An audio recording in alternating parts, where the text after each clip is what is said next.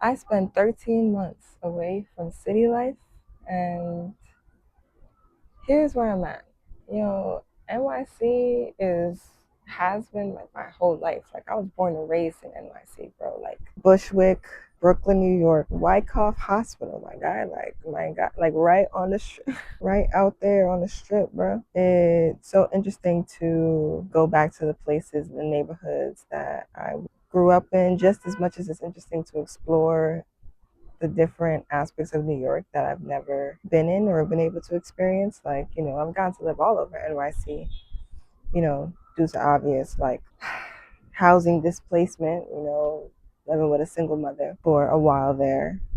The reality just was what it was. I remember things just being what it is and us not being able to really feel like we're doing anything tangible enough to like shift that or keep it consistent enough for us to like just exist like everyone else, right? Because that's all what we're striving for is, and just to simply literally exist. And my inner child used to look around and think, like I'm hearing her bring up a question right now, like what's so special about this city? What's so special about me? Why are we here? Why did we choose to be incarnated here? I remember stories of my mom telling us that, she was born in England, raised in Jamaica, or my grandmother. Now that I am reconnecting with her and learning more about where she came from and how she grew up and how she raised my mom, like it's a very interesting journey within itself. But the point is like we uprooted ourselves from somewhere else to come here for whatever opportunities, XYZ, XYZ. And I think that the it's almost like there's this big cloud over what city life actually is, and how it can actually benefit a community. I think that we have, as a people, not only Caribbeans, because I'm speaking from a Caribbean perspective obviously, but like, I think people in general coming here, they see this city as a city of opportunity, rightfully so, but cities were made for the industrialization, you know what I mean? And we've somehow created it to be a home, like a hub for people to actually live and exist. Like whole time, like it used to be like people had their land, their plot of land, and then they came to the city to like work. I think that there was a whole entire big agenda that really pushed a large amount of us to depend on the cities, to stay in cities now and see this as our end all be all type shit, our nice skyline apartment that helps us oversee the city from for whatever point of view, feeds that ego. I'm not really sure with that line of thinking from my personal perspective though. I'm not saying that the city life is not appealing to me. Like I definitely have love for it. I mean, I grew up in it. It's in a way all I know, and that right there is what sparks my curiosity for so much more different ways of living, not only from borough to borough, but also state to state. Honestly, country to country, the quality of living I know for a fact can be so much better. And when I speak in the terms of my documentary, and if you made it this far, my name is Season Love, and you just stumbled across my series where I am building my first documentary called The Projects Project. The Projects Project is a feature film highlighting societal neglect through the lenses of public housing. And as a former public housing resident myself, and just like NYC resident in general, I think that when you are quote unquote low income in NYC, it's almost like we're prone to housing displacement and having to like bounce around unless you were graced with parents that had that grit to like stay in the spots that they're staying at, keeping these buildings alive and demanding repairs and shit like that. Like this is a complete juxtaposition from what we experienced in Georgia, but still have so many similarities and polarities regardless, because I think that the space that comes with being able to have your own lot of land is definitely a privilege within itself. The quiet neighborhood, nothing too much going on. Not saying they didn't have noise, because they have their little cookouts and stuff, They do deal with a lot more wildlife than obviously a city environment, because it's more quieter over there, it's calmer over there. But the point here that I'm making is, why would we deprive ourselves from that consistent serenity for a life in the city? A constant life at that, like not even like thinking about your life in arcs and saying like, okay, this arc of my life, say your 20s, all right, I'm gonna live in the city, I'm gonna live it up, I'm gonna make money, focus on that. And then here, I wanna move to this, da da da. Like we've been programmed to see these things as more of like a luxurious thing, as to where like you have to have you have to be in a certain tax bracket to be able to achieve. But like, what is the agenda around like that not being a normalcy for everyone? Why can't we all have plots of land wherever we have them, whatever state, country we want them, and also have something grounded in city life?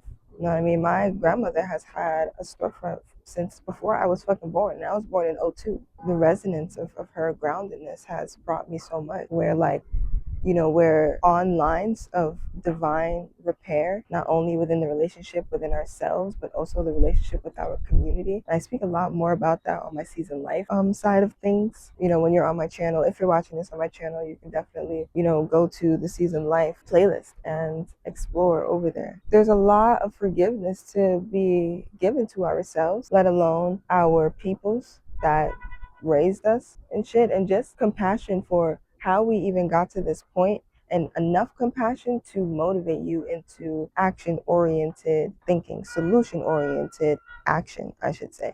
Because when we are looking at our city in an effective lens, that can show us a lot about what we're already doing, how we can further provide to the communities that we already reside in, and how we can also audit our experience. Allow yourself to resonate with the aspects of the city that you resonate with. If you're an artist, if you're more of a construction, like somebody that works in whatever different types of trades that help upkeep the buildings in terms of like electricity and all those important things that we all need, plumbing, all that shit, like that is all so necessary. And the infrastructure of this city, the literal blueprint of it all, and how our trains are set up and how our buildings and districts are set up. And that's a main thing that I really want to, you know, express in this documentary is our collective thought process on the outlines of the city. And it doesn't have to do it shouldn't have to be a whole voting powwow where like, okay, there's this and that, and you have to go through this house and this house and this house. I understand the justifications for the city, and that's what brings me to that outer layer of the documentary, because to remind you of the different layers that we're looking at in the documentary and how we're outlaying the information. That holistic view, being able to look at our environment holistically as the body that we keep, the house, the home that we keep, whatever building or house that we live in, and then how we upkeep this planet, you know, because the planet is how we're even able to have these structures on this fucking land. Ooh, so girl, what the fuck? We here building shit on top of shit. I've done research and seen shit that's built over fucking like toxic waste, shit that's built over like literal graves. What the fuck is underneath all of these buildings? Ooh, I'm so fucking serious. Rip it all up right now. Rip it all up right the fuck now. And everybody should have the ability to be able to have, again, their plot of land in wherever else they want to go build a life.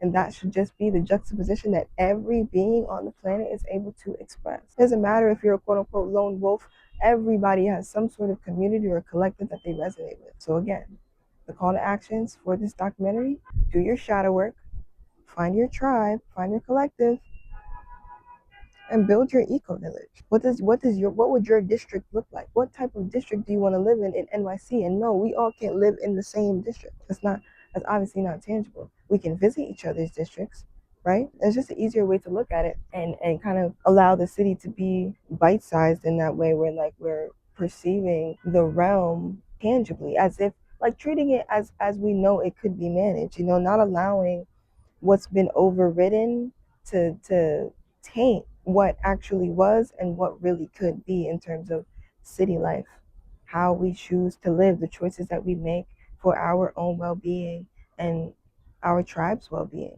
You being complacent in your way of life is not like, it's people still homeless. You know what I'm saying? And it doesn't take you out of the cycle of possibly being at the shit end of the stick of a fallen system. Like the system is literally falling and it's crumbling. And those that are in lines of planetary repair and divine evolution, like they already know what's up. They already know what I'm talking about. And the perspectives that I am bringing forth in terms of the project are ones of solution. There's solutions, bro. Like I said, I got a lot of questions but even more solutions for those questions that I'm bringing up, But I like to bring it up to the collective, ask the planetary tribe, like, okay, what do we actually see for this thing? Like that's the, or what do we actually see for our planet? That's the main reason for the existence of my podcast, Money Healing Monologues. You guys can find that on my Substack as well as on my Season Love YouTube channel. The podcast speaks for itself. Honestly, it's a monologue. So, I mean, shit, I be talking my fucking shit. And, you know, I've heard of different realities where I could turn it into a dialogue where I invite people onto the podcast, but that's still something I'm meditating on. Something I did consider before a few years back, but I'm always brought back to my solitude in terms of my content and featuring other beings in my content. Like I do it sometimes, but for my podcast, not really sure yet.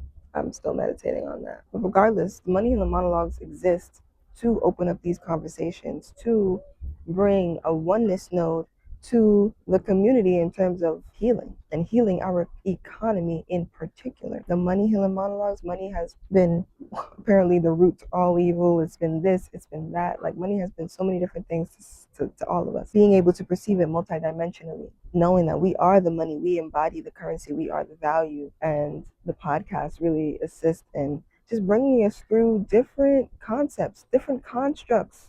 I even have an episode called Social Construct. This podcast is going to be a really beautiful bridging layer to the documentary because that's where I ask my questions, and I think with the documentary and you guys being able to come along on this journey here with me, of uncovering and learning, helping bring context to the gaps that are being bridged, right? It's helping bring solution oriented thinking to the gaps that we're bridging. Okay, we are projects ourselves. We're working on ourselves as well. These houses are just, honestly, they're the least of our problems, if I'm being real. Though it's used as something that is like a crutch to everyone. Even if you have a stable home and you've always had a stable home, you still had to deal with homelessness out on the street and perceiving it, knowing that it exists and holding that guilt. That's also an energetic barrier that's being created too, because you've been made to feel like you're defenseless, like you can't help and you can't do anything, or oh, all I can do is this, all I can do is that, all I can. There's so much more you can do. You just haven't unlocked that aspect of your imagination. And you know what? The Ascension Matrix. I'll talk more about this on my my next Season Life episode. So you guys should stay tuned for the next episode here on my Season Love channel. I'm still meditating on if I'm going to start a second channel. Still meditating on it. I gotta see. I'm gonna see.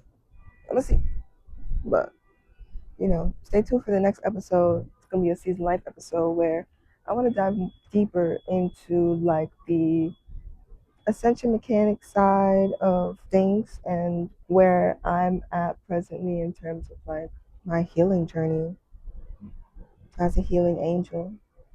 Follow me on Substack if you haven't already. Become a subscriber, paid subscriber if you want that exclusive shit. Because there's gonna be some exclusive shit. Even the exclusive part of this video is gonna be on my Substack. So you should get in tune. Know what I mean, son? You get me, you feel me. And I know, thank you guys so much for tuning in. I really appreciate you for being here. Don't forget to like, subscribe, all that good shit. Share the video to somebody that you love. And I'll see you guys in the next one.